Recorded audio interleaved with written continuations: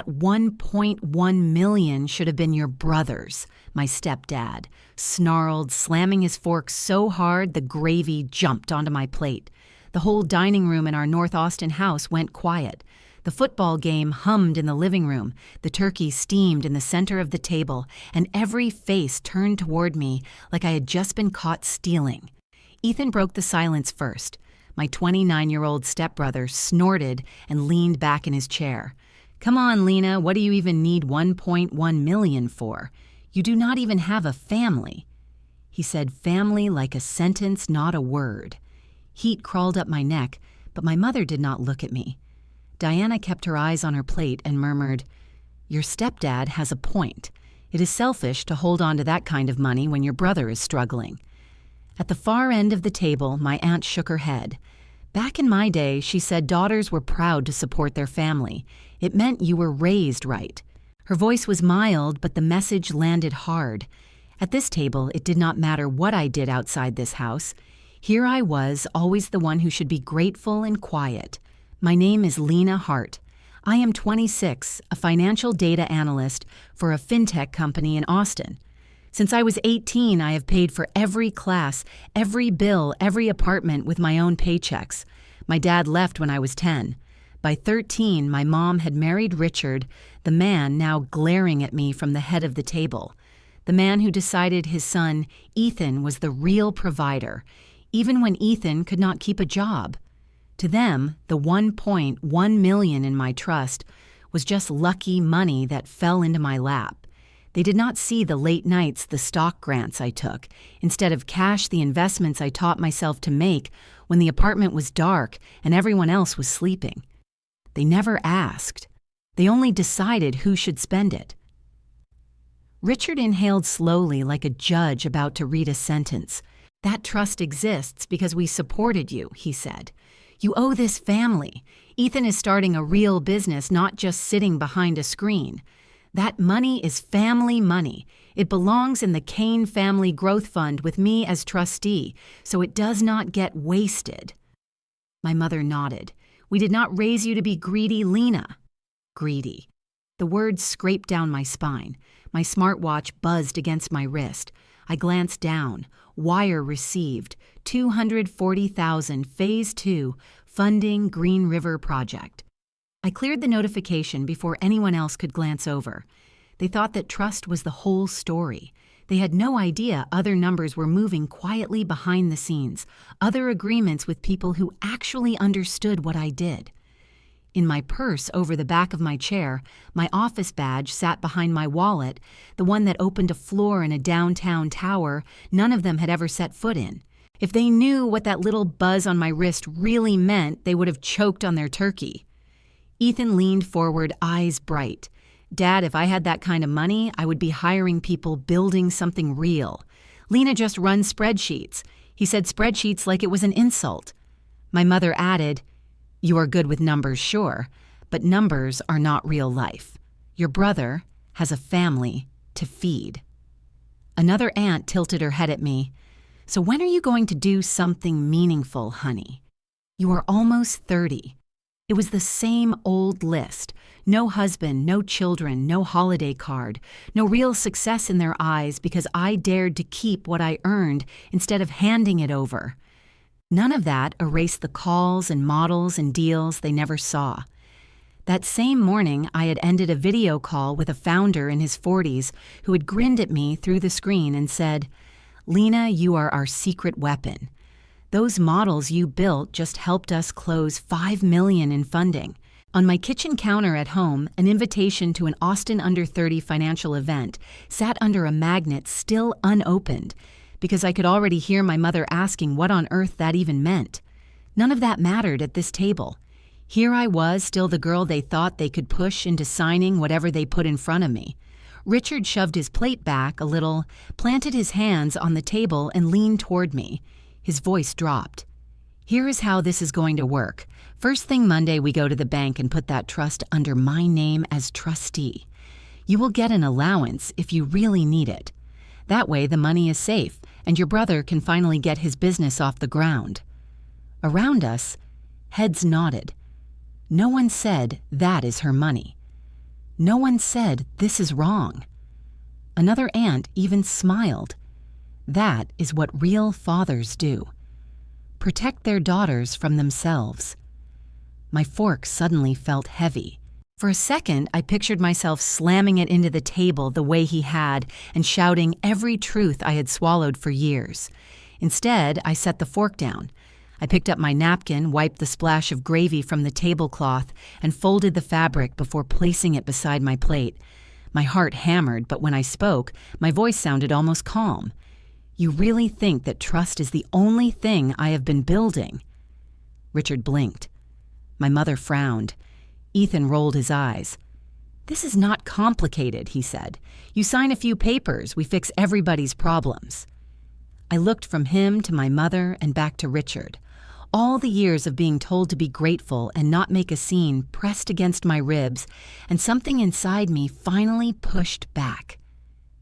I stood up, the chair legs scraping softly against the floor. I laid the napkin down in front of my plate like I was finished with an ordinary meal. "If you want to touch my money, Richard," I said, meeting his eyes, "then we will do it the same way I earned it. On paper with records and in rooms you are not ready to walk into." The room went still. The football game droned on in the background, a distant noise that did not touch the silence at the table. My mother's mouth opened and closed without a sound. Ethan's smirk vanished. For the first time all evening, Richard did not have an answer ready. Inside my chest, the fear was still there, but it was standing next to something else now, something solid. They thought they were coming for my 1.1 million. They had no idea what I had been quietly becoming while they were busy underestimating me. If your own family tried to take what you worked your whole life for, what would you do?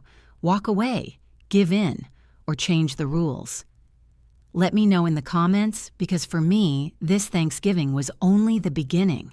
I was 13 when the shape of my place in the family hardened around me, settling like a cold frame I would spend years trying to grow beyond. And even now I can still see the exact afternoon my mother married Richard in a modest hall outside Austin, the air thick with perfume and polite smiles, while Ethan strutted around in a suit too big for him and already looked at me like he had been promoted above my head. And the moment the vows ended, I felt something subtle shift, my mother becoming softer toward him and sharper toward me, as if her new marriage required a rebalancing I had never been warned about. So from day one, Richard made it clear that Ethan was the man of the house and I was the extra mouth. A phrase he used lightly the first time and then repeated so often it eventually settled into the air, like dust and decisions. Big or small began falling along that fault line, with summer camps approved for Ethan, while I was handed a brochure for a library reading program, because it was free. And when Ethan announced he wanted a used car at 16, my mother and Richard sat down with calculators and loan estimates while I listened from the hallway. Then the same week, I submitted a scholarship application for a STEM program at my middle school.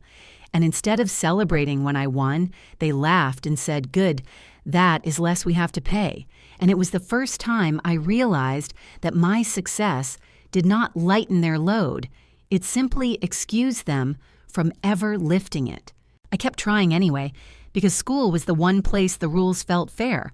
So when I placed in a swim meet after weeks of practicing in the freezing community pool, my mother shrugged and asked why a girl needed to swim that fast since no one makes money splashing around, and I remember thinking that Ethan kicked a ball in a field for fun, and yet she clapped like he was headed for the Olympics, and that memory forms a knot behind my ribs. Even now, a reminder of how casually they dismissed anything that belonged to me, how quickly they inflated anything that belonged to him. When I turned 14, I took a job shelving books at the local library, proud of the extra $20 I brought home each week. But Richard waved a hand and said it was cute, something to do for fun until real responsibilities arrived, and that word real always drifted back to Ethan, because every dream he had was treated like a seed worth watering, while mine were weeds that would eventually tire me out. And the way they spoke over dinner each night, reinforced it with conversations about what Ethan needed for his future, while mine were reduced to questions like, "Are your grades still fine, or do you need anything for school?" said, in a tone that already expected the answer to be no. The contrast grew sharper as I got older because I learned early that praise was rationed and rarely wasted on me. So each time I won something small, like a district math award or a community scholarship, they brushed it aside with comments about how good it was that I kept myself busy and helpful. And I recognized even then that helpful was just code for not costing them anything. And as long as I saved them money, they felt justified in spending freely on Ethan, who needed new cleats, new trips, new tutors, new everything, and I silently accepted that imbalance because arguing only exhausted me and never changed the outcome. By 15, I had started keeping small records of my own life without really understanding why copying down due dates, saving receipts for supplies I paid for, even printing email confirmations for scholarships, I won tucking them into a cheap binder I hid under my bed, and I did not see it as strategy or preparation or defiance, only as a way of making the world feel a little less slippery, a little more documented, because when no one around you remembers what you contributed, it becomes strangely comforting to have the proof in your own hands. That instinct sharpened during moments that would seem small to anyone else, but carved deep lines in my memory, like the evening I came home sweaty and excited from a volunteer event at the local science fair, expecting at least one proud smile, only to hear Richard mutter that volunteering was fine, but it would not help the family or the morning. My mother asked me to cancel a school trip because Ethan's travel team needed another weekend flight, or how every accolade I earned was met with a quick reminder that Ethan had needs too, as if every achievement of mine nudged him further into some imagined shadow they could not tolerate. The turning point, the one that still glows like an ember in the back of my mind, came when I was 16, and discovered that my mother had used a credit card in my name to cover a repair bill. She said she would pay back later, and when I confronted her, terrified and confused, Richard stepped in and said it was family money anyway. I was young and did not need to worry about such things, and I remember nodding even though my throat tightened, pretending to understand, while my heart broke open quietly, not because of the money itself, but because it finally clicked that in their eyes, my future independence was a resource they felt entitled to tap. After that day, I began saving everything not out of bitterness, but caution. Every screenshot of a transfer I made for them, every receipt they asked me to cover, every message about why Ethan needed something urgent. And although I did not have words for it, then I was building a trail of proof because somewhere deep down I sensed a future moment when I might need to remind myself that I was not imagining the imbalance, that the quiet draining of my effort and time had been real, and that the narrative of me being the extra mouth was constructed, not earned. And in that realization, something inside me began preparing long before I understood what for. By the time I turned 26, I had built a life that felt nothing like the one my family imagined. For me, a life shaped in quiet hours and long evenings in my East Austin apartment. A small one-bedroom space with pale walls and sunlight that slid across the floor in wide stripes each morning. And although the decor looked simple to anyone who walked in, the truth was that each object in the room carried a story of the work I had done to earn it, like the ultra-wide monitor on my desk that let me review entire data models without scrolling, or the ergonomic chair I chose after months of back pain, or the MacBook Pro that held more of my financial life than my family ever cared to know. Yet when my mother once asked if it had cost too much, I shrugged and said the company supported me, because that explanation made her nod instead of probe. And I learned that staying small in their eyes kept the peace, even if it came at the price of letting them believe I was barely scraping by. Each weekday I woke before the sky began to pale brewing coffee, while the city still felt half asleep, then walking to my desk and logging into systems that handled millions of healthcare transactions I studied for patterns of risk as part of my role as a data analyst at a fintech company that specialized in medical payment processing. And while the work looked dry at first glance, the truth was that I thrived in those patterns. Those unpredictable shapes money takes as it moves through people's hands, and the better I became at spotting risk before it materialized, the more my team trusted me with projects that required long attention and sharper instinct projects that quietly built my reputation inside the company, even though I never mentioned any of it at home. What my family did not know was that my job was only the part they could understand, the part that sounded like a normal paycheck and a cubicle, and a boss who told me what to do, and if I ever tried explaining anything beyond that, their eyes glazed over and they shifted the conversation back to Ethan, so I eventually stopped trying altogether, keeping the other pieces of my work folded away like a private map no one else needed to see, because alongside my full-time role, I had slowly become a silent partner in a small investment group that acquired stakes in regional healthcare companies that were often overlooked by bigger firms, small clinics in Amarillo, or imaging centers in Waco, or rehabilitation facilities in smaller towns across Texas. And because I understood the numbers, they trusted me to model scenarios and project outcomes, giving me a share of the carried interest that compounded over the years in a way even I had not anticipated. I learned to speak the language of risk and reward with a fluency my stepfather would never imagine sitting at my kitchen table with spreadsheets pulled across the screen, tracing cash flows and debt structures and regional insurance patterns until they revealed where the opportunities lived. And although the group met only a few times a quarter, the effects rippled through my life as quietly as breath, because my income shifted from something simple and predictable to something layered where my base salary was the least interesting part of the equation, and equity bonuses and distributions began filling in the space that my family believed was empty.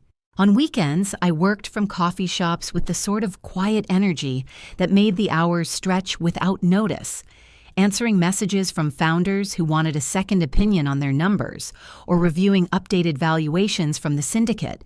And each time a deal closed or a project succeeded, it added another thread to a life they had never bothered to imagine for me, a life in which I was not an extra mouth, but someone other people depended on professionally.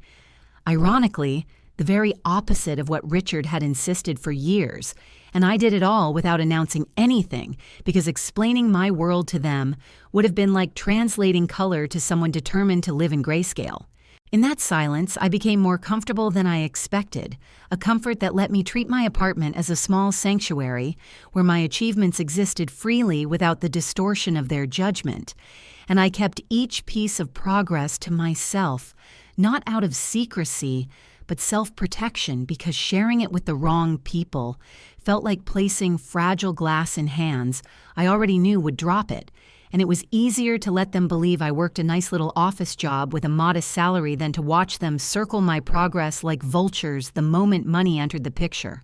Still, even in that controlled calm, the truth had ways of surfacing when I least expected it, like on a quiet Tuesday afternoon, when I was scanning through my inbox between meetings and saw a message flagged as important, a message from the syndicate's administrator with the subject line, projected distribution.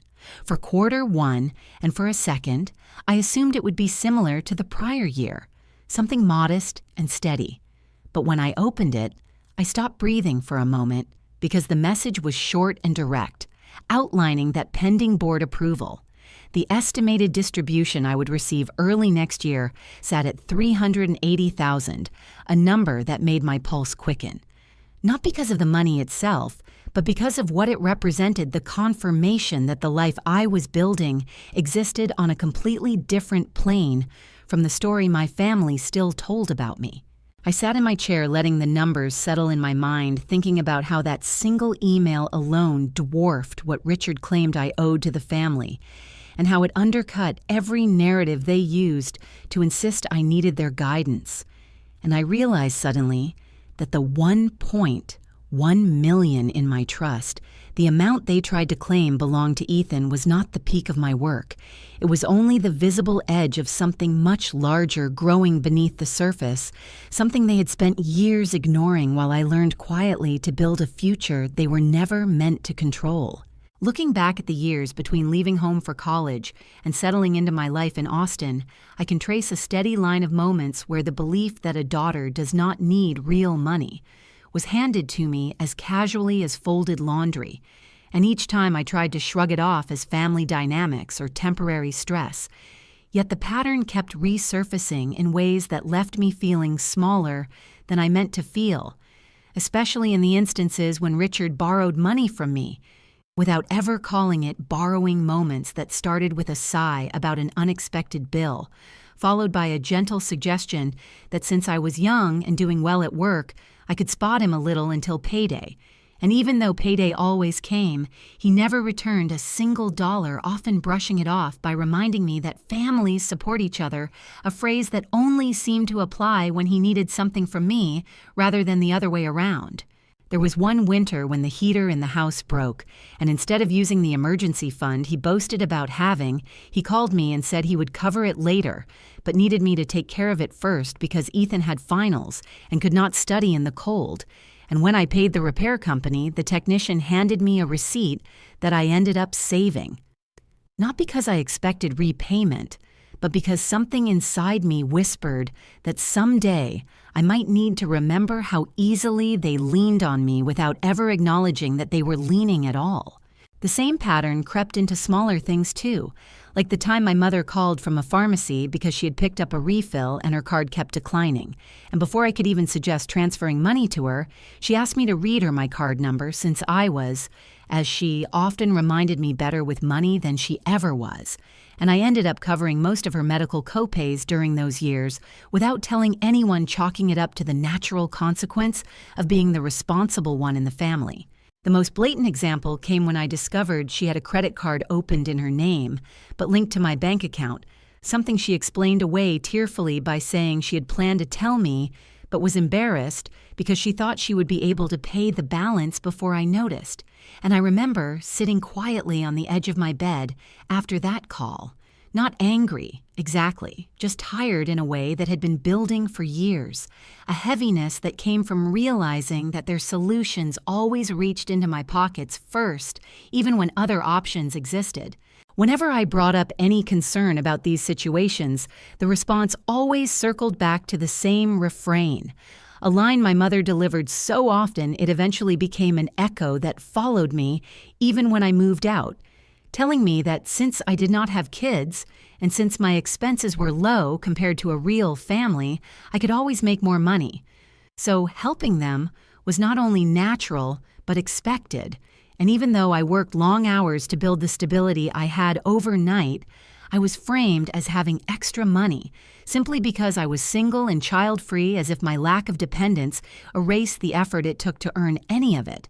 The imbalance grew sharper when I compared what they asked of me to what they spared Ethan from, because whenever he needed help with car repairs or rent after quitting another job, the whole family moved mountains to ensure he stayed afloat, while I was quietly expected to absorb whatever financial shock or inconvenience surfaced, whether it was booking flights home for holidays, splitting large restaurant checks, because I was the one with the steady career, or covering unexpected emergencies that somehow always aligned with Ethan's plans, and each time I complied because resisting felt like trying to swim upstream with weights around my ankles. At gatherings, my mother praised Ethan for working hard even when he was unemployed, telling relatives that he was between opportunities and that something promising was always around the corner. While if I mentioned anything about work, she redirected the topic with a comment about how lucky I was that my job paid well, and how she hoped I was being generous with the family, creating a subtle pressure that made it easier to stay silent about my accomplishments. Silence. They then interpreted as evidence that I had nothing noteworthy happening in my life. The culmination of these small erosions came into focus one quiet afternoon about a year before the Thanksgiving dinner, an afternoon that started with me helping my mother log into her online banking so she could review a utility bill she thought looked strange. And as I navigated to the transaction history, my eye caught a transfer. She had not mentioned a sizable amount moved from her checking into an account I did not recognize. And something about the name of the receiving account made my stomach dip, because it included the last name Kane, and when she left the room to grab her glasses, I clicked deeper into the details, discovering that the receiving account was joint between Richard and Ethan. I stared at the screen for several seconds before taking a quiet screenshot, the phone trembling slightly in my hand, and when my mother returned, I simply minimized the window and explained the utility bill like nothing had happened, because saying anything in that moment felt like lighting a match in a room lined with gasoline, and I was not ready for the explosion it might cause, so I tucked the screenshot into the digital folder, where I kept all the other quiet evidence of the years I spent being the family's unacknowledged safety net evidence I did not yet know I would need when everything finally cracked open. The night after that disastrous Thanksgiving dinner, when the tension still clung to the walls like grease, and the house smelled faintly of cinnamon candles, trying and failing to mask the bitterness left hanging in the air, I found myself standing in the dim hallway outside the kitchen replaying Richard's words in my head and wondering how long he had been waiting for an opportunity to say them aloud.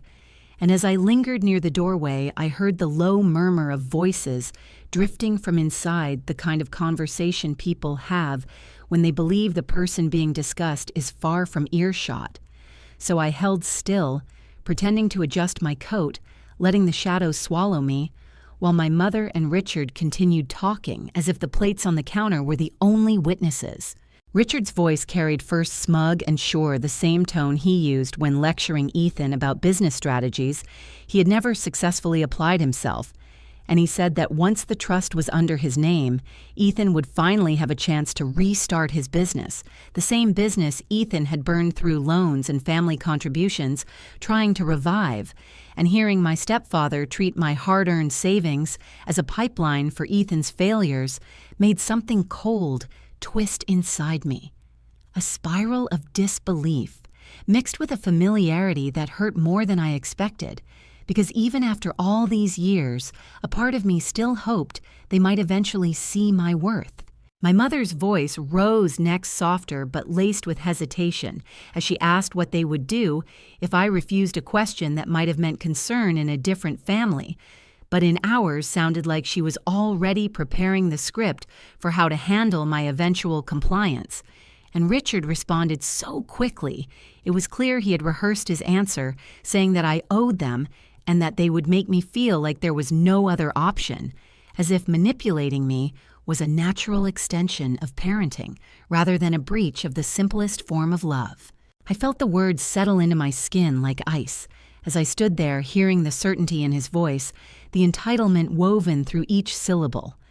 And it struck me that he truly believed he had built me as if every dollar I earned had somehow passed through his hands before reaching mine, as if I were little more than a resource he was finally ready to harvest. And the realization sent a slow pulse of clarity through me, making me understand that this was not a one-time attack born out of frustration, but a plan they had shaped long before I sat at that table. When the conversation shifted, I leaned closer without meaning to drawn in by the shift in my mother's tone, a mix of worry and eagerness as she reminded Richard that he had already scheduled a meeting with Caleb, the financial advisor they called their family friend, though he was more of a salesman than an advisor, someone who had nudged them into buying high-fee products they barely understood, and hearing his name drop into the conversation made my stomach tighten, because it meant the scheme had layers that they were not planning to ask me, but to corner me to parade Caleb in front of me, to explain why putting the trust under Richard's control was the smart, protective, mature decision for a daughter who clearly did not know how to handle money. The way my mother phrased it made the plan sound almost benevolent, as if they were trying to save me from mismanaging my own future, and I felt a flicker of something dark and resolute settle behind my ribs because they had underestimated the wrong person, thinking I would walk into a meeting blind with no understanding of the traps Caleb liked to set. Traps disguised as friendly financial advice that always funneled control toward whoever paid him the most attention, which in this case was Richard. I stepped back into the hallway, fully letting my breath out slowly as the conversation faded behind me, And as I moved toward the front door, the clarity of the moment sharpened into a single thought, a line of quiet conviction that pulsed through me with surprising steadiness, telling me that if they wanted to play with money, I would speak the only language money respected, the language of records, documentation, contracts, and numbers that did not bend under pressure or family guilt. And for the first time in years, I felt the old instinct that had guided me through college, the one that pushed me to save receipts and capture screenshots, rise again with purpose. I did not confront them or slam a door or shout accusations because drama was what they expected, something they could twist into a justification for their actions. And instead, I slipped out into the cold Austin air without a sound, letting the porch lights cast long shadows across the driveway as I walked to my car, thinking about how every conversation I had overheard fit perfectly into the pattern I had been piecing together for years, a pattern of entitlement thinly veiled as familial duty. And I knew then that the plan they were building was about to collide with a version of me they had never taken the time to understand. As I drove home, I replayed Richard's words, the certainty with which he declared ownership over something he had not earned, and instead of fear, I felt a slow burn of determination, a rising awareness that they were walking into a world governed by precision and accountability, a world I knew intimately and they barely understood. And by the time I pulled into my apartment complex, I already knew I would not warn them not yet, because letting them believe they had the upper hand was the first step in ensuring they left a paper trail long enough for me to unravel every lie they had woven around me. I woke the next morning with the heaviness of what I had overheard still pressing against my ribs, though the sharpness of the betrayal had dulled into something more focused and strangely steady. And as I made coffee in my small East Austin kitchen, I realized that if Richard and my mother were already arranging meetings behind my back, then I needed to step into a world they never imagined. I understood a world where preparation mattered more than emotion, and where numbers told the truth, no matter how many stories people layered on top of them. By mid-morning, I had already booked an appointment with Sophia Grant, a certified financial planner, whose name I had seen come up repeatedly in online forums for women rebuilding their lives after financial manipulation or divorce. A woman known not just for her expertise, but for the way she seemed to understand that money was never just money. It was control, freedom, and sometimes the only line of defense a woman had. Her office sat in a modest building in South Austin near a cluster of medical practices, and when I walked in, carrying a folder thick with statements and printouts, I felt both exposed and strangely powerful, as though this was the first time I was stepping into a space where my version of reality mattered more than the one my family had built for me. Sophia looked exactly like someone I would trust, with a secret composed with a warmth that did not soften her competence. And after shaking my hand, she closed the door, sat across from me, and asked me to start wherever it felt natural. So I began with the trust, the $1.1 million that Richard kept calling family money, even though half the nights I earned it were spent working past midnight while everyone else slept. I laid out the trust statements, first line after line of deposits tied to bonuses and equity distributions. Then I placed beside them the printouts of those quiet transfers Richard had made years ago from my mother's account to his and Ethan's, the ones he assumed she never noticed, and the ones he definitely assumed I would never have access to. And finally, I handed her screenshots of text messages from family threads, where every request for money was wrapped in guilt or obligation until saying no felt like a failure of character. Sophia did not rush. She flipped through each document methodically, occasionally pausing to underline something or jot a note in the margin, and after several minutes she leaned back with a long exhale and said in a calm voice that what I was experiencing was financial coercion, the kind that often went unnoticed because families disguised it as responsibility or loyalty. The word coercion lingered like a new clarity, something sharp enough to cut through years of minimization. But what unsettled me more was when she tapped the transfers Richard had made from my mother's retirement account and said there were early signs of elder financial abuse, not in the dramatic sense used on news channels, but in the subtle, cumulative way one partner can quietly undo another's stability without their knowledge. Hearing that made my stomach twist, not because I doubted it, but because it validated a fear I had ignored for too long, the sense that my mother was no longer in control of her own financial life, despite believing she was supporting her family. Sophia then explained that while my situation felt personal, it was also legal, and that if Richard continued pushing to move my trust under his control, I needed an attorney who specialized in asset protection and estates, someone who could anchor me in the legal reality rather than the emotional one. And she handed me a card for attorney Marcus Lee, a lawyer known for being steady, strategic, and quietly fierce in cases where a client needed to build a protective wall before anyone realized what was happening. I left her office feeling both exposed and fortified, the kind of emotional mix that comes when someone finally names the thing you have been feeling for years. And before the anxiety could settle, I drove to Marcus's office, a small converted historic building near downtown, with creaking floors and the faint scent of old books, a place that made me feel like the truth had weight.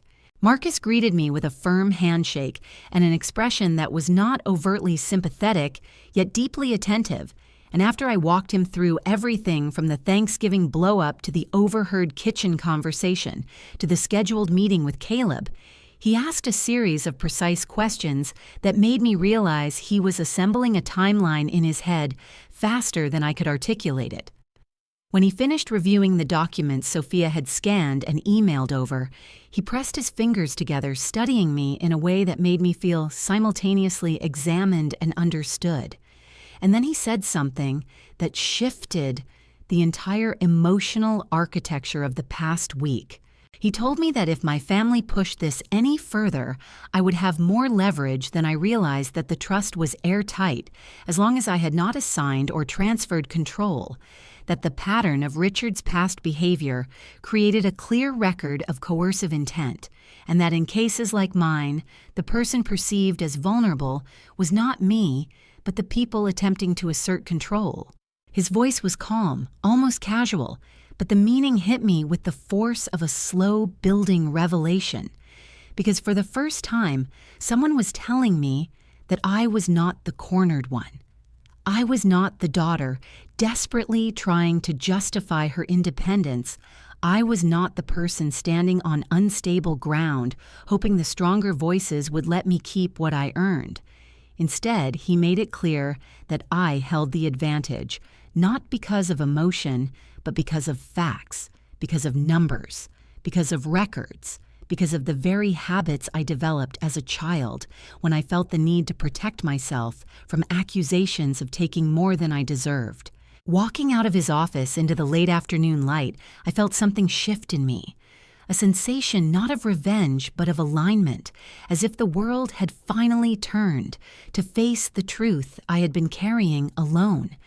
And for the first time in a long time, I did not feel like prey, but like someone quietly preparing a strategy, someone aware of the terrain and ready to step into it with precision rather than fear. I drove to the financial office in Round Rock with a stillness that felt unnatural in my own body, the kind of calm that arrives not because the situation is gentle, but because you have decided you will not be the one who trembles anymore. And as I pulled into the crowded strip mall with its faded signage and mismatched storefronts, I wondered whether Richard had chosen this location on purpose, a place that looked official enough to intimidate someone who did not know better, yet cheap enough to hide how little expertise was actually happening behind those beige walls. When I stepped inside the small office with its dated carpet and laminated posters about retirement planning, everyone was already seated. Richard leaning back as if presiding over a tribunal, my mother perched at the edge of her chair as though waiting for instruction. Ethan scrolling his phone with the lazy entitlement of someone who believed the world owed him a break, and Caleb, the so-called advisor, adjusting his tie in a way that suggested he believed himself to be far more impressive than the room made possible. He greeted me with a smile that felt rehearsed, one designed to project paternal authority, and within seconds he began his monologue about how managing 7 figures required a level of responsibility and experience that someone my age should not be expected to shoulder his tone carefully, calibrated to sound concerned rather than condescending, even though the condescension seeped through every syllable. Richard nodded along with an expression of satisfied superiority, while Caleb explained that it was normal and wise for a father or stepfather to act as trustee to ensure long-term stability. And then he added a line that made my mother shift uncomfortably, though she did not speak up, saying that young women often underestimated the risks of impulsive decisions, especially when dealing with substantial accounts. I pretended to absorb his words with naive curiosity, an expression I had perfected over years of being underestimated, and when he paused, I leaned forward and asked in the softest tone how exactly his management fees worked, asking whether the 3% advisory cost he charged included portfolio rebalancing, or whether that incurred additional expense, a question designed to look sincere but carefully chosen to expose his lack of transparency. Caleb blinked hard, surprised I knew the number and unprepared to explain why his fees were significantly higher than industry standard. So he sputtered something vague about providing holistic guidance, and I nodded slowly, as though I were grateful for the clarification, even as Richard shot me a look that suggested he believed I was finally cooperating. I continued with another innocent-sounding question about why he had previously placed my parents in funds known for high costs and low performance, and whether those choices aligned with suitability standards for their age and income. And this time, Caleb shifted in his chair, tugged at his sleeve, and glanced at Richard, as if hoping someone else would intervene. When no one did, he recovered with a dismissive chuckle and said that technicalities were not something I needed to worry about, that the important thing was ensuring the trust was protected under responsible guidance, and he added again that managing 7 figures was a serious undertaking, not meant for someone who had not lived enough life to understand consequences. Ethan snorted at that muttering under his breath, that I barely knew how the real world worked, and my mother touched my arm gently as if encouraging me to accept their version of reason. Yet something in me hardened further, because this was exactly the dynamic Marcus and Sophia had warned me about, a choreographed attempt to box me into compliance, wrapped in a tone of paternal authority that expected no resistance. So I shifted my posture, straightened my shoulders, and let the softness fall from my voice as I asked Caleb whether he held fiduciary status or whether his role was commission-based, whether he disclosed conflicts of interest in writing, whether he had conducted a risk tolerance assessment before recommending the high-expense ratio products he had placed my parents into, and whether he intended to follow suitability requirements in any proposed adjustments to the trust.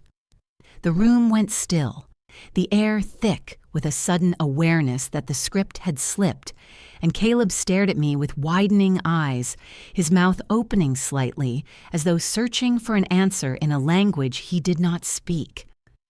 Richard slapped his hand against the arm of his chair, demanding to know where I had learned these terms, and my mother blinked, rapidly confused and startled, because she had never once asked what I actually did at work, beyond assuming it involved spreadsheets. I let the silence settle for several seconds, long enough for embarrassment to bloom across Caleb's face. Then I reached quietly into my bag, pulled out a small recorder, placed it gently on the table, and said that I hoped he did not mind because this meeting was being recorded for my notes, which meant for my attorney and my financial planner and anyone else who might later evaluate the recommendations he was attempting to make under the guise of family interest. For a moment, no one moved the gravity of my words, hanging between us like a door slamming shut on the power they thought they held. And as I watched Richard's expression shift from control to confusion to the first flicker of fear, I felt something rise inside me, not anger, not triumph, but a grounded certainty that this was the beginning of a reversal, They were not prepared to confront a realignment of who held authority in the room and who merely believed they did. A few days after the disastrous meeting in Round Rock, when the tension still clung to the edges of every thought I had, and the recorder from that afternoon felt heavier than anything in my bag, my Aunt Marjorie hosted a small family gathering at her home in Pflugerville, a gathering that was supposed to be casual and warm, but carried an undercurrent. I sensed the moment I stepped inside. Her living room was filled with the familiar mix of older relatives chatting over sweet tea, the hum of the ceiling fan blending with the soft clatter of dishes in the kitchen. Yet before I could even set down the casserole I had brought, Richard was already performing, leaning against the fireplace with the confidence of someone who believed himself to be the center of authority. He spoke loudly enough for everyone to hear, telling them that the family trust situation was well underway, that I had finally come to my senses, that I understood why a man with his experience needed to step in and ensure things were done properly, and the nods around the room told me his version of the story had already begun to settle into their minds like truth. My mother stood beside him with a tight smile that did not reach her eyes, and Ethan lounged on the sofa, smirking as though victory had already been declared, while I stood there absorbing the way they had twisted every detail into a narrative that painted them as responsible caretakers, and me as a confused child requiring oversight. For a moment, I considered letting it pass, holding my silence the way I had so many times before, but something in me shifted as I watched cousins whisper and older relatives sigh with expressions that mixed pity and condescension, and I realized that lies only grow when allowed to stand unchallenged. So I walked to the center of the room, set my bag on a side table, and asked my aunt if I could use the television for a moment, my voice steady enough to make several people look up in surprise.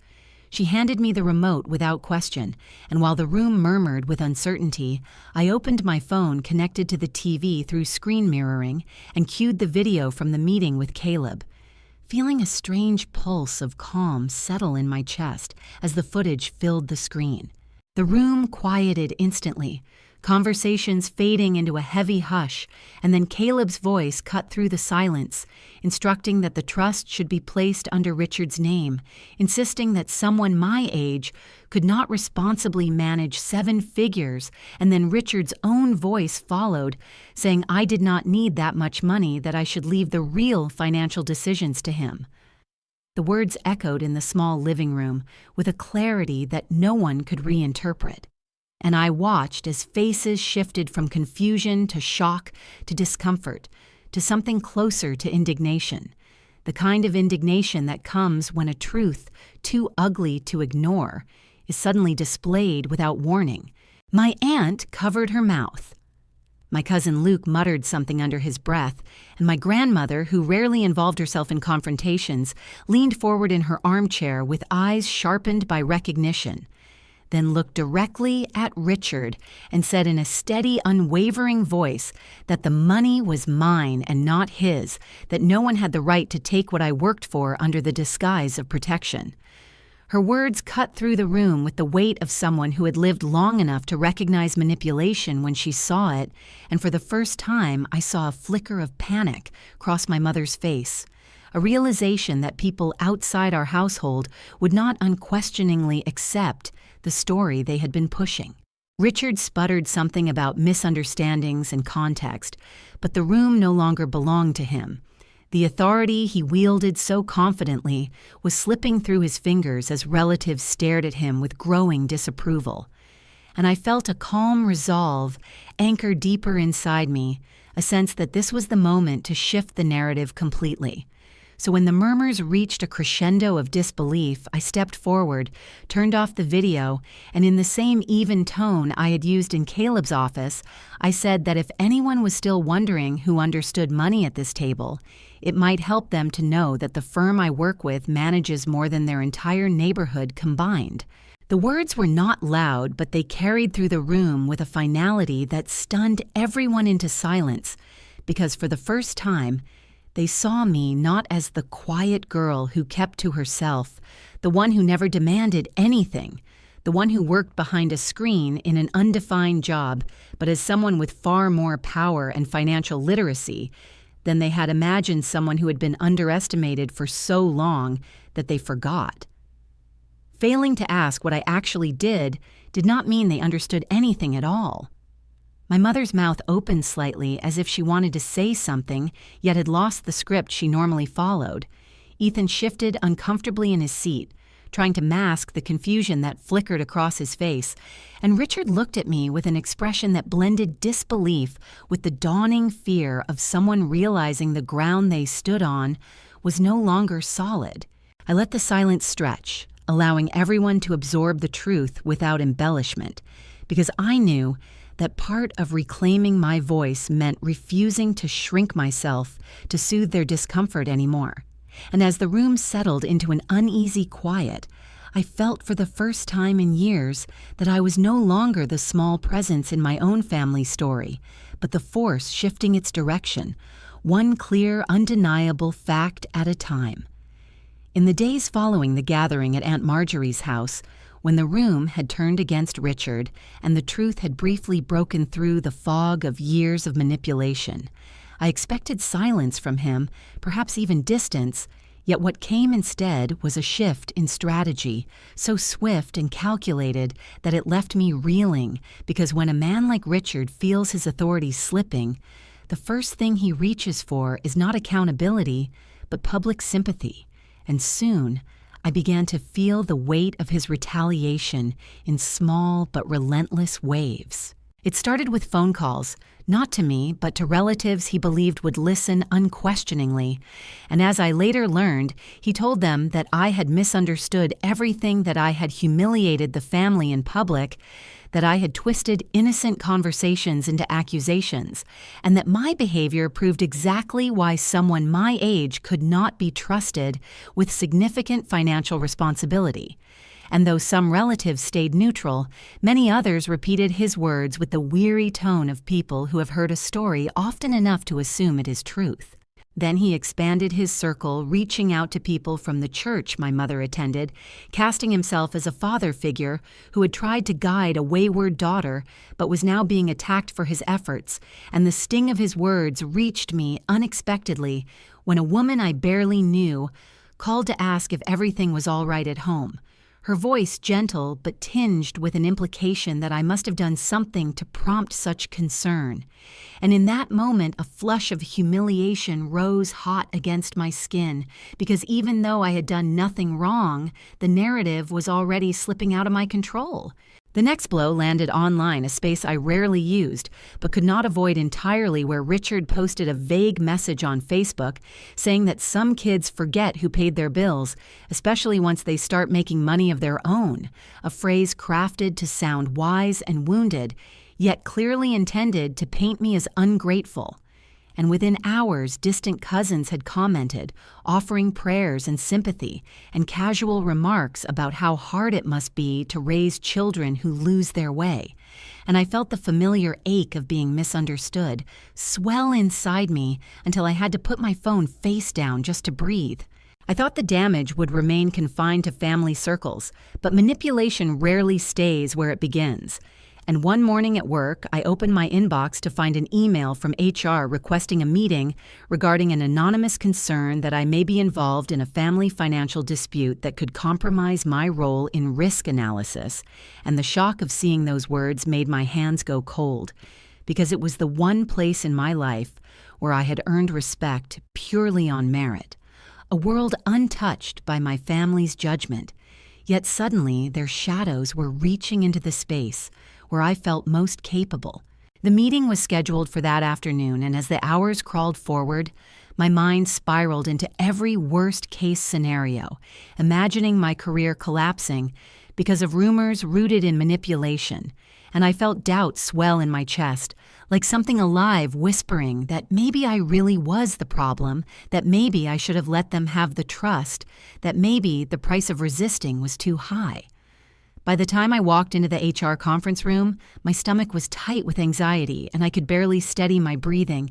And when the HR manager gently asked me to explain the situation, I found myself stumbling over my words, not because I was hiding anything, but because years of being told I was selfish or dramatic or ungrateful had woven themselves into the way I viewed my own story, making me feel guilty, even when I was the one being wronged. She listened patiently as I explained that the issue was a family dispute, not a financial scandal, that my accounts were secure and fully documented, that there was no misconduct on my part. But even as I spoke, I felt a small trembling inside the part of me that still feared no one would believe me over the louder voices of people who claimed to love me. When I finished, she nodded slowly, assuring me that the inquiry was procedural and not an accusation, but the emotional exhaustion of defending myself to strangers had already settled heavily into my bones. And for a moment I wondered whether this fight was worth the cost, whether protecting my financial autonomy was worth sacrificing my peace, whether I should simply surrender for the sake of quiet. But just as the meeting was about to end and I braced myself for more questions or some vague warning that would haunt me, the HR manager closed her folder, leaned back slightly, and said, there was one more thing she wanted to mention, something unrelated to the inquiry, but relevant to my week nonetheless. She told me that the CEO had reviewed my projections for the Green River project, the same models I had spent long nights refining until the numbers aligned in a way that made sense for the company's long-term risk structure. And she said he had been very impressed that he had specifically asked who led the analysis, that he wanted to keep an eye on my potential for larger strategic roles, and the abrupt shift from fear of collapse to unexpected validation made something inside me loosen just enough for me to breathe again. I thanked her quietly, stepped out of the conference room into the hallway that suddenly felt wider than before, and realized that while my family might try to destroy my credibility, the world outside their orbit did not see me through their distorted lens, and in that moment a truth settled into me with surprising gentleness, reminding me that there were places where my work spoke louder than their accusations, places where I was valued not for what I gave up, but for what I built.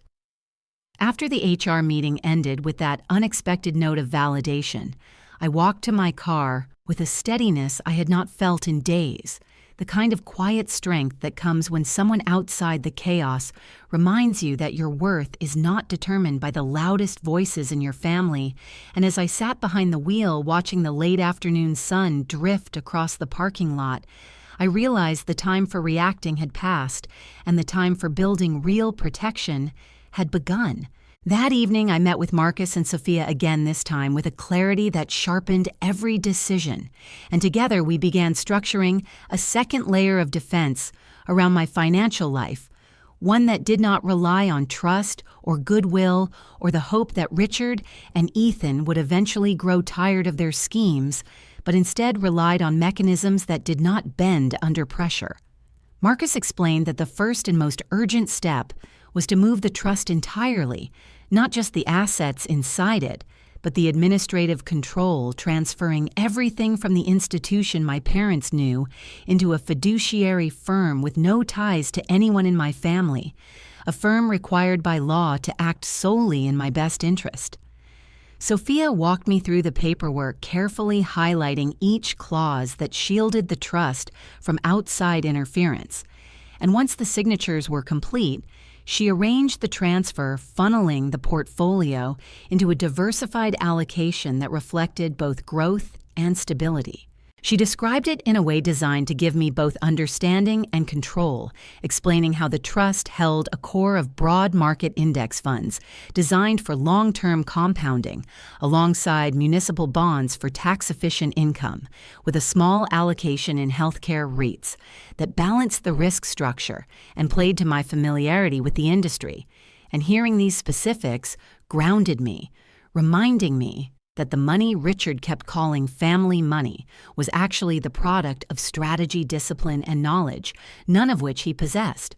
Once the accounts were established by the fiduciary firm, I layered protections on top, implementing two-factor authentication, disabling any third-party viewing access, and creating alerts for every login and transaction, turning the trust into a sealed vault that no amount of emotional coercion could penetrate.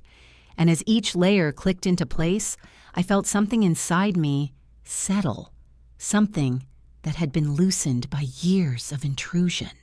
But even as I secured my own assets, my thoughts kept circling back to my mother, who had spent years believing Richard's narrative about responsibility and sacrifice, who had never once checked whether the accounts she depended on were truly intact, and who now stood exposed without realizing it, and the fear of what might happen to her if Richard drained those accounts completely tightened in my chest until I knew I had to act.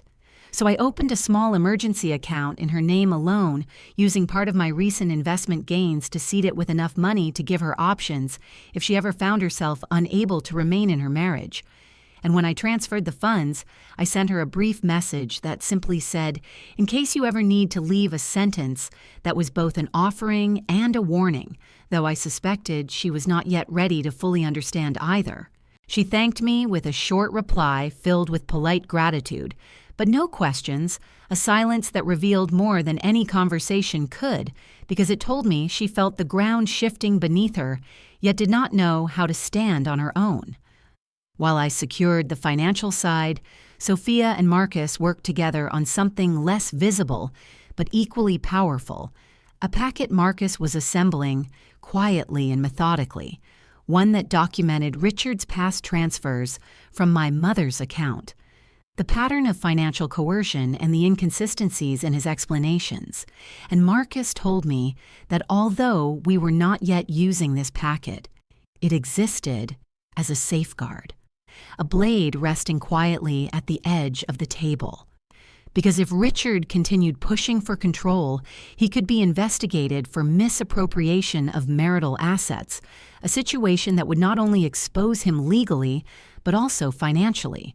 The knowledge that such a packet existed did not bring me joy, not in the vindictive sense Richard might accuse me of, but it brought a sense of justice, a sense that for the first time, the consequences he had avoided for years were no longer abstract but imminent, that his actions could no longer be disguised as fatherly guidance or responsible stewardship.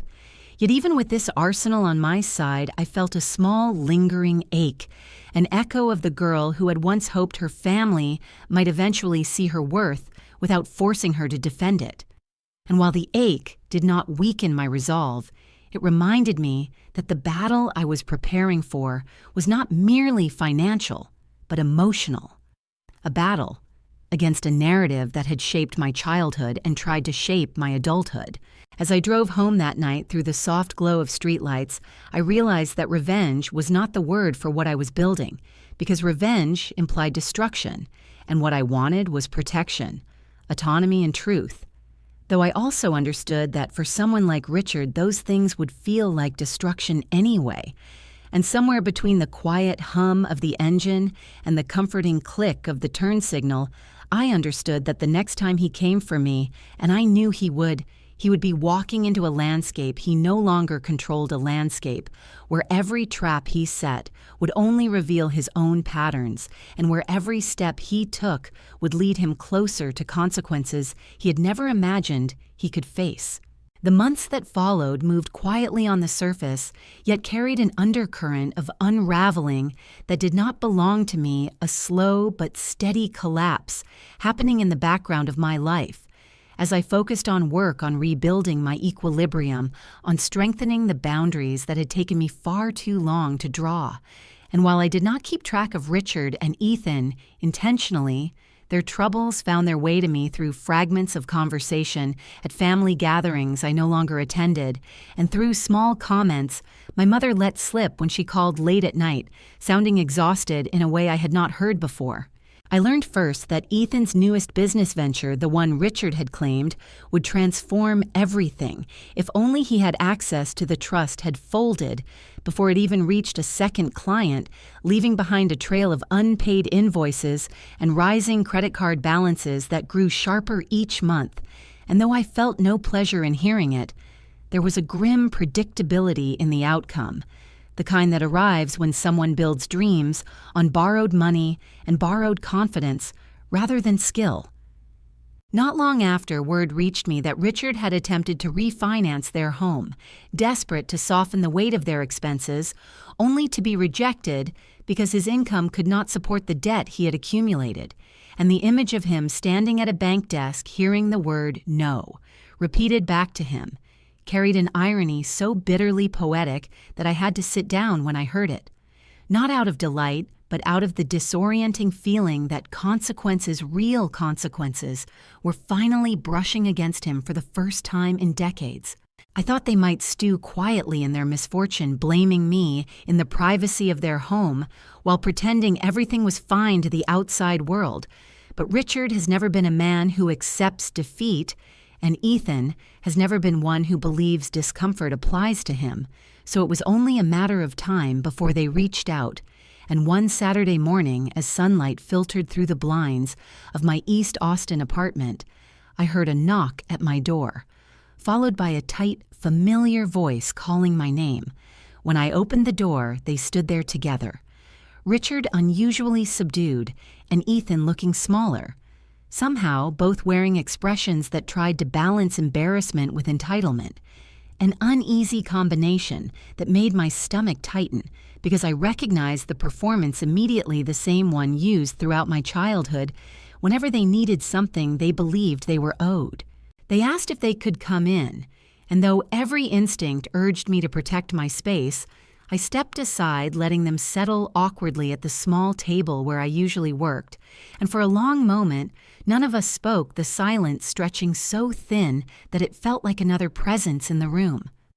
Finally, Richard cleared his throat and spoke with a softness I had never once heard him use, with me saying that things had been difficult lately, that perhaps the family had overreacted during Thanksgiving, that misunderstandings had grown larger than they should have, and then he eased into the real reason for their visit, suggesting that maybe we could talk about a small loan from the trust to help them through a rough period.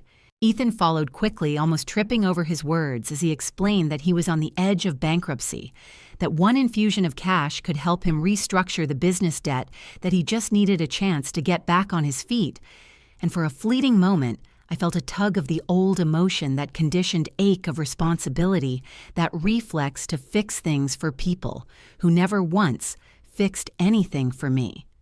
The emotional swing was sharp and immediate, a brief wave of sympathy, followed by a swell of anger, then a pang of sadness that surprised me, because no matter how much they had hurt me, there was still a part of me that recognized the desperation in their voices.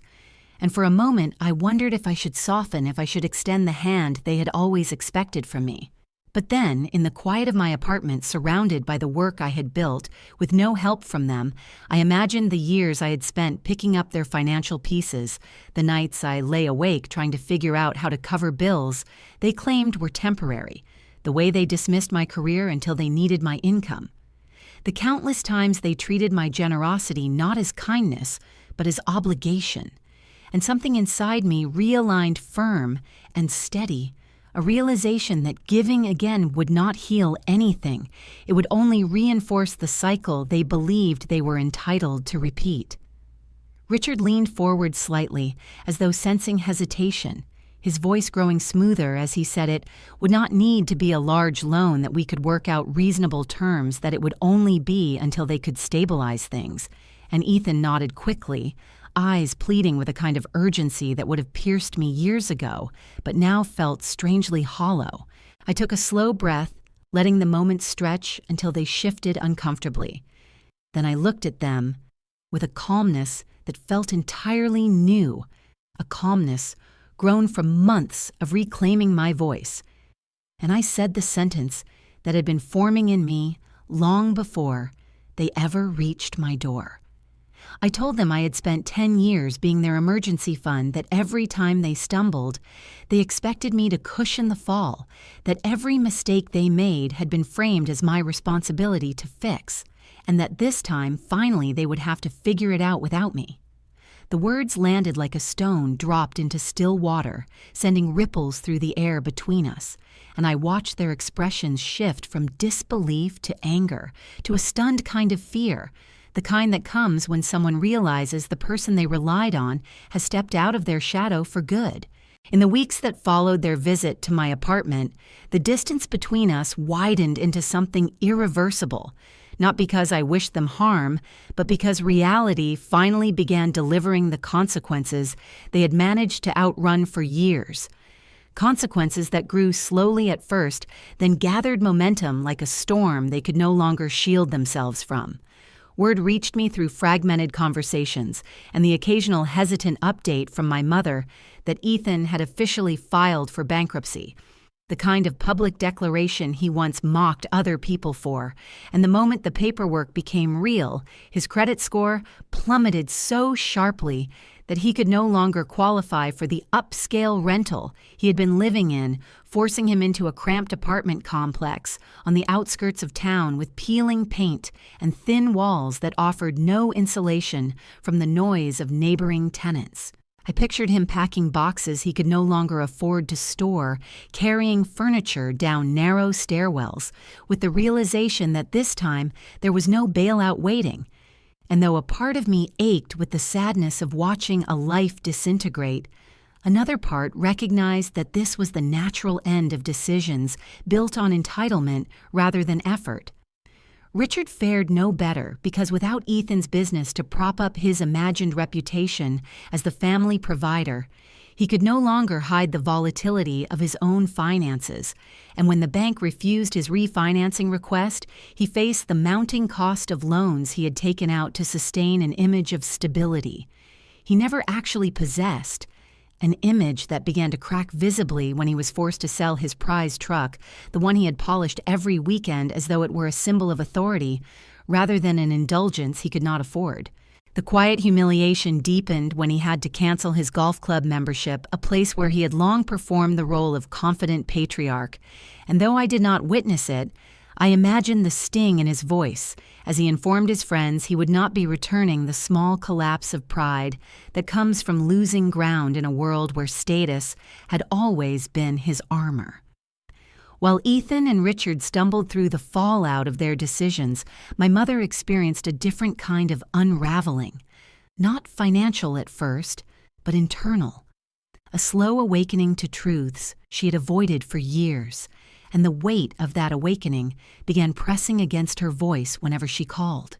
She told me Richard was more irritable now, snapping over small inconveniences, blaming her for bills he could not pay, muttering that things would be easier if I had not turned my back on the family, and each time she repeated his words, I heard a tremor of doubt, a fissure that had begun forming in her loyalty, the same loyalty that had cost her more than she ever admitted.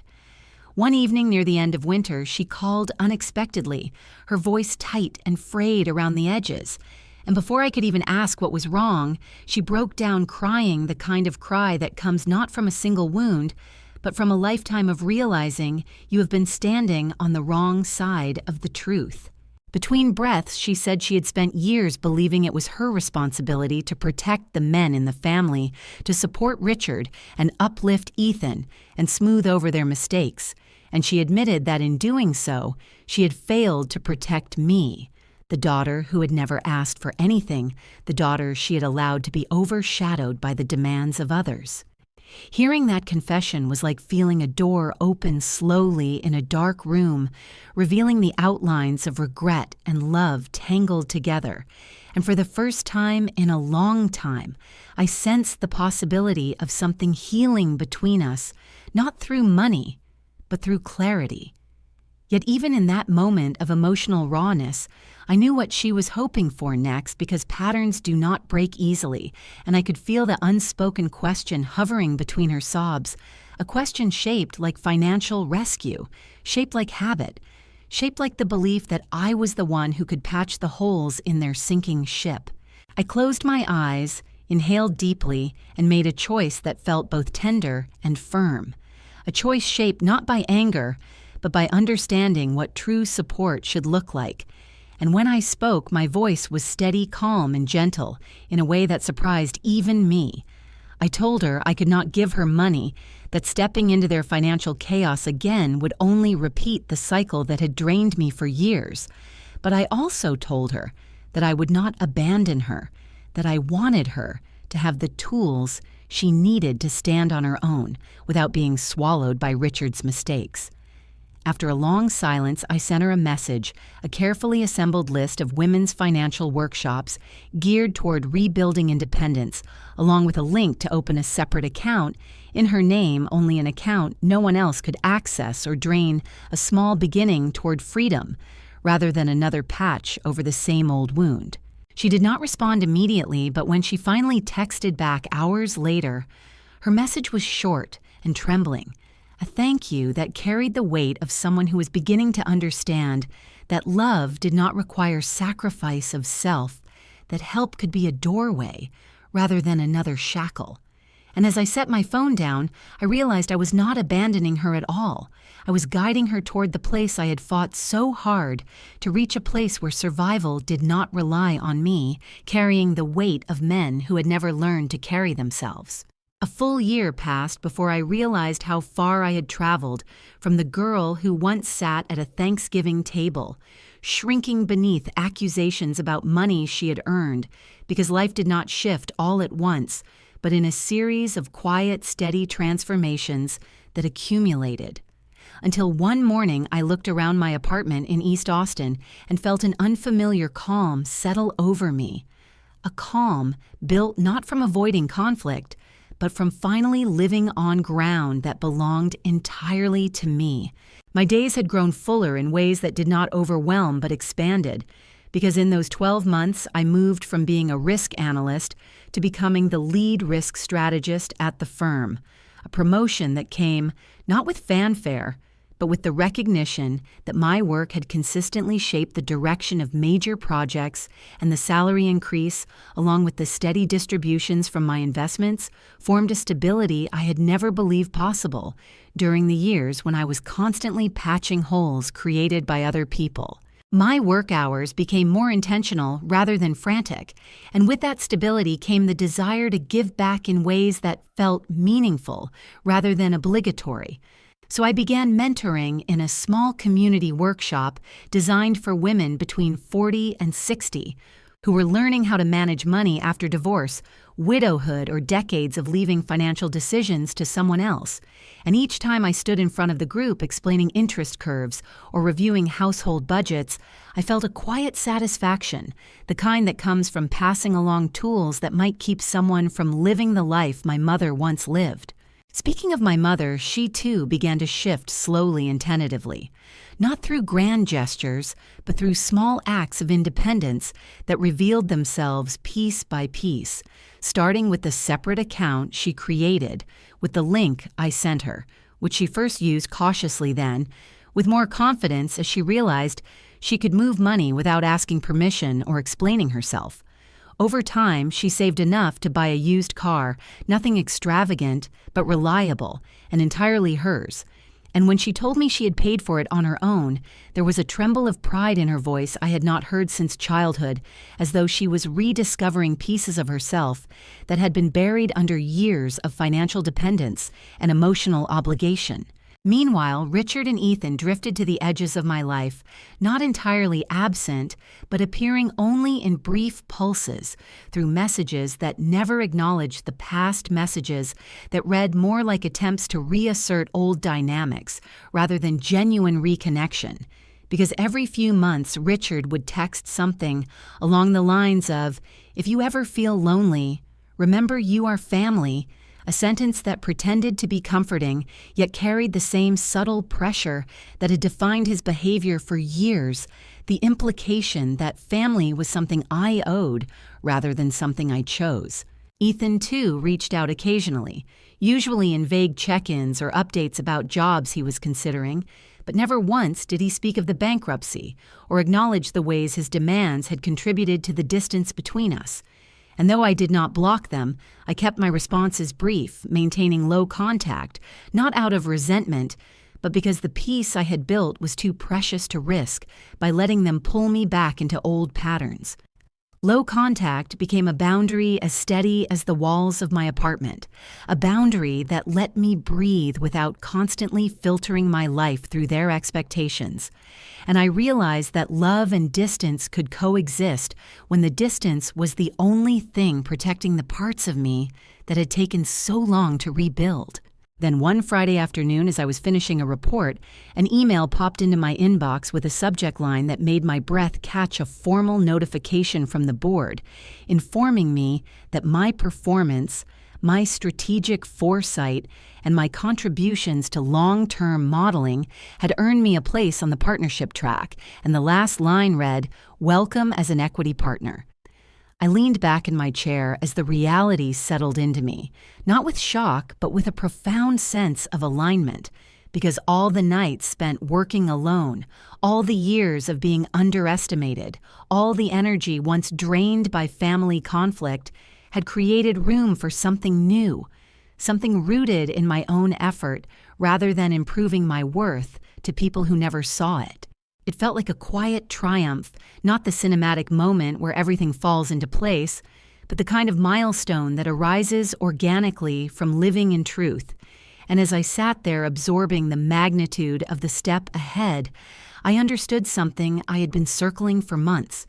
My family had taught me unintentionally, yet relentlessly, that being a daughter meant sacrificing everything for the sake of others, that proving love required giving away stability, peace, and money to maintain a fragile illusion of unity. But life had taught me something far truer, something I could now articulate without hesitation. Real family does not demand your life savings to prove you love them. Real family does not treat your success as a resource for their convenience. Real family does not ask you to shrink so they can feel larger. And as the sun dipped behind the skyline of Austin, painting the apartment in soft gold, I felt gratitude rise in me, not for the pain I endured, but for the strength that grew from choosing myself at last.